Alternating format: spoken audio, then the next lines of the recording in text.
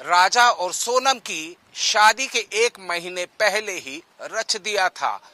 उसके लिए बैठक की जाती थी, उसके लिए प्लानिंग की जाती थी और वो प्लानिंग के लिए बताया जा रहा है कि इंदौर के टीसीएस इलाके के पीछे वाले सुपर कॉरिडोर के इसी रेस्टोरेंट में, अवंती रेस्टोरेंट में वो तीनों आए और आकर यहां उन्होंने उस षड्यंत्र का शुरुआती प्लानिंग की थी।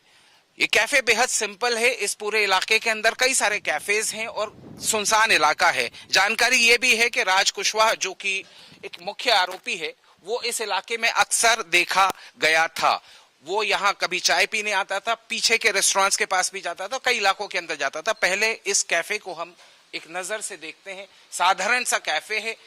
बताया जाता है कि यहाँ का खाना अच्छा है, इसलिए ग्राहक शाम को अक्सर आया करते हैं। इस तरह की टेबल्स लगाई गई है और ये ऐसे ही बैठकर यहां प्लान किया गया था। इस तरीके से प्लान किया गया था। ये जानकारी जो आ रही है वो प्लानिंग यहां बैठकर की गई थी राजा की शादी के 1 महीना पहले। कैफे ओनर साहब मेरे साथ में मौजूद है, मैं उनसे भी पूछ लेता हूं। सर, जिस तरीके से ये घटनाक्रम चला, आपने सुना है कि राजा हत्याकांड के अंदर जिस शातिर अंदाज के साथ में इन सभी आरोपियों ने उसे शिलांग ले जाकर मारा। बताया जा रहा है कि प्लानिंग के लिए वो आते थे, इस इलाके के अंदर रहते थे और आपके रेस्टोरेंट के अंदर बैठकर इन्होंने जानकारी पुलिस को दी थी कि प्लानिंग की थी। आपको कुछ ध्यान है उस वक्त, कोई टाइम याद है कभी कुछ जिस वक्त? नहीं, ऐसा तो मुझे कोई याद नहीं है कि वो कब आए थे, कैसे आए थे, ये भी कुछ पता नहीं है।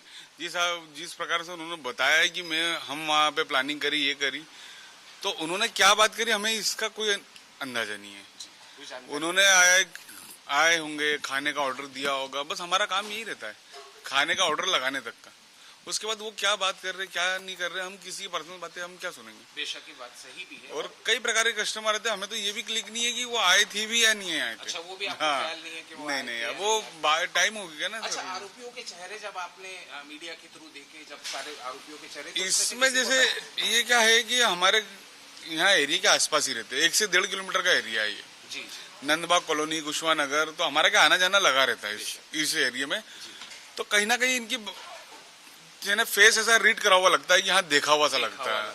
और यहाँ तमाम और दूसरे कैफेज भी हैं आसपास। यहाँ पे जैसे क्या टीसीएस कंपनी है, उसके सामने कई कैफे हैं, 20 से 25 कैफे होंगे।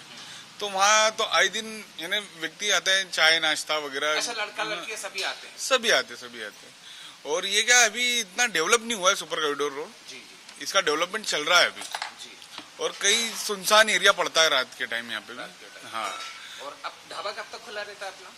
मेरा 11:30 लास्ट रहता है, 11 के समथिंग में क्लोजिंग कर देता हूँ। कस्टमर्स आते बाकी हम 11 के बाद कस्टमर नहीं, किचन वगैरह सब हमारा वो हो जाता है। तो मैं एक चीज पूछना चाह रहा था, राज कुशवाहा, उसका चेहरा आपने कभी देखा या लगा कि इस इलाके के अंदर कभी? मैं बोलता रहा हूँ कि देखा हुआ सा लग रहा है। देखा हुआ सा? हाँ, लग रहा है, देखा हुआ सा लग रहा है। एक राज का लग रहा है और कोई चश्मे वाला कौन विशाल करके। हाँ, इनका देखा हुआ सा लग रहा है, क्योंकि उनका घर नजदीकी है, पीछे नजदीकी 1 किलोमीटर के एरिया में, और हो सकता है कि कहीं ना कहीं देखा ही होगा। हाँ, घूमते भटकते आते ही रहते होंगे। और जी हाँ भाई जी, मैं देख रहा हूँ कि आपके कैमरा, सीसीटीवी कैमरा भी लगे हुए हैं। तो, जी। क्या इसमें मेरे सीसीटीवी कैमरे का जो डीवीआर का कैपेसिटी है वो 8 से 10 दिन का रहता है। जी। अब उस बात को कम से कम महीना भर के समथिंग हो गया है। और आप जिस हिसाब से बता रहे हैं कि वो अप्रैल में भी आए थे, तो मैं इतना तो मेरा इसका कैपेसिटी भी नहीं है डीवीआर का। तो एक बात बताइए कि इस पूरे घटनाक्रम के बाद में जो घटनाक्रम हुआ, आपको कैसा लगा? मतलब इतना षड्यंत्र, इतना प्लानिंग करके एक मासूम इंसान का कत्ल कर देना। ये तो महिला जो लेडीज है, लेडीज से भरोसा उठा दिया इस लेडीज ने, और ये बहुत शर्मनाक घटना है। और इंदौर शहर का महिला की नगरी को अपवित्र करा है इन्होंने। इनका यहाँ रहना भी बहुत बेकार है हमारे लिए। तो इंदौर की जनता किसी को बोल नहीं सकती कि हम इंदौर के रहने वाले। दिल पर लगी है ये बात। शर्मसार है, लेडीज जात से भरोसा उठ गया है। नहीं सर, ऐसा नहीं, किसी एक के कहने से तो नहीं होता, लेकिन हकीकत ये है कि जो हुआ है वो घटनाक्रम वाकई में बहुत बुरा। पता तो उसे भी नहीं था राज रघुवंशी को, राजा को नहीं पता। उसने तो 7 जन्मों की कसमें खाई थी उसके साथ, और 7 दिन के अंदर ही उसके साथ ऐसी घटना घट गई। तो उस व्यक्ति का क्या है? और उसके परिवार की क्या गलती थी? आपको नहीं करना थी वो, अगर आपको शादी करना थी तो छोड़ के आ जाते, उसको इस कंडीशन में तो नहीं करना था, जो परिवार पे क्या बीतरी होगी। देखिए, ये उसी कैफे के ओनर हैं जो कहते हैं कि हम शर्मसार हुए, ये इंदौर के लोग शर्मसार हुए, और यही तस्वीरें मैं आपको दिखा रहा हूँ कि इसी तरीके से साधारण लोगों की तरह आते थे, ग्राहकों की तरह आए, बैठकर प्लानिंग की, और उसके बाद में सोनम रघुवंशी और राज कुशवाहा ने इस विभत्स हत्याकांड को अंजाम दिया शिलांग में जाकर। जाहिर सी बात है, कई और खुलासे, कई और चीजें इस पूरे हत्याकांड से जुड़ी हुई वक्त वक्त पर हमारे सामने आते रहेंगे और हम आपको अपडेट करते रहेंगे। वीरेन के साथ मैं एहतियाब शेख, इंडिया न्यूज, इंदौर। इस बीच मेरे सहयोगी एहतियाब शेख जुड़ गए हैं, लाइव उनका रुख करेंगे। एहतियाब, जिस तरीके से पूरे मामले को लेकर हर रोज नए खुलासे हो रहे हैं और अब जिस तरीके से जांच आगे बढ़ रही है, एक और नए किरदार का नाम निकलकर सामने आया, जिसमें ये सामने आया कि सोनम ने पिछले एक महीने में 238 बार करीब जो है कॉल किया इस शख्स को। बेशक ये नाम सामने आया है संजय वर्मा का, और ये दरअसल सोनम की कॉल डिटेल्स निकालने के बाद में जब साइबर टीम ने मध्य प्रदेश के उन नंबरों को अलग छांटना शुरू किया, तो एक महीने के अंतराल के अंदर ये 238 बार ये लगातार बातचीत रिकॉर्ड की गई कि सोनम के नंबर पर ये कॉल होते रहे हैं। यानी एवरेज अगर हम देखें तो दिन के 8 कॉल होते हैं। जाहिर सी बात है, इतनी ज्यादा बातचीत होने का कहीं ना कहीं शक की सुई जो है वो इस तरफ घूमती है कि इसमें इसका कनेक्शन क्या है। पुलिस के रडार पे ये नंबर आया, संजय वर्मा का नाम सामने आया। पुलिस इस मामले के अंदर छानबीन कर रही है, पुलिस इस पूरे मामले के अंदर डिटेल में जा रही है।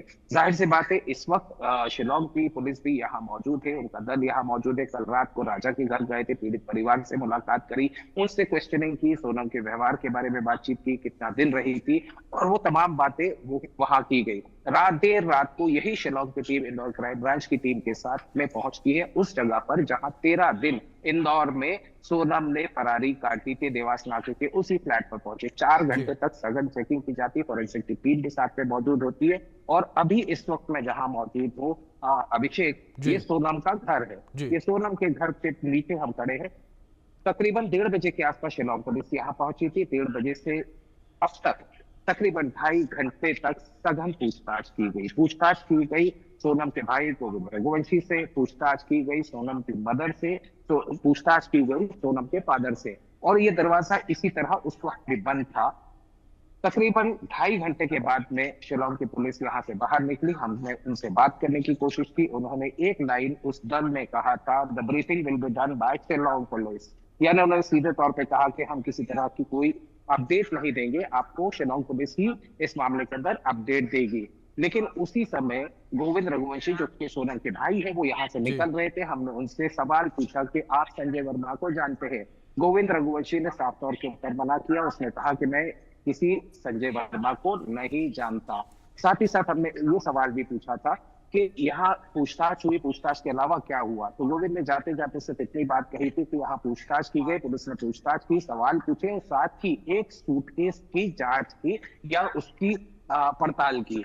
तो कहीं ना कहीं कुछ जो एविडेंसेस हैं, कुछ पॉइंट्स हैं जो कि शायद वहां इंट्रोगेशन के दौरान पुलिस को पता चला होगा, उसके बेसिस के ऊपर उस सूटकेस की तलाशी ली गई। उसके बाद में जो दस्तावेज हो गए या जो भी ये कहा जा सकता है एविडेंसेस होंगे, वो शिलांग पुलिस यहाँ से लेकर रवाना हुई। और अभी मुझे सूचना मिली है कि यहाँ से सीधे निकलकर राज कुशवाहा जो अन्य आरोपी है, मुख्य आरोपी कॉन्स्पिरेटर है, उसके घर पर शिलांग पुलिस पहुंची है। बिल्कुल एहतियाब, जो तमाम अपडेट्स निकलकर सामने आ रहे हैं उन पर आप नजर बनाए रखें। फिलहाल बहुत शुक्रिया आपका जुड़ने के लिए और इन अपडेट्स के लिए भी।